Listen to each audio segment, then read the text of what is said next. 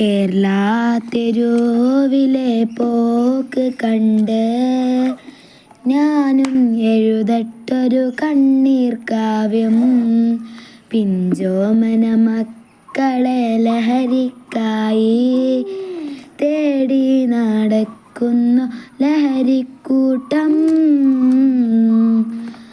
അപകടം എനിക്കല്ല നിനക്കാണ് മനുഷ്യരെ.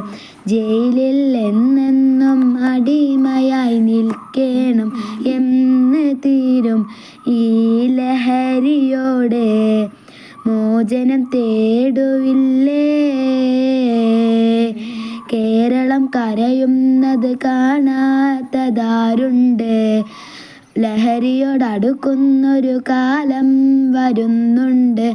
എന്ത് ചെയ്യും ഈ ലോകമാകെ?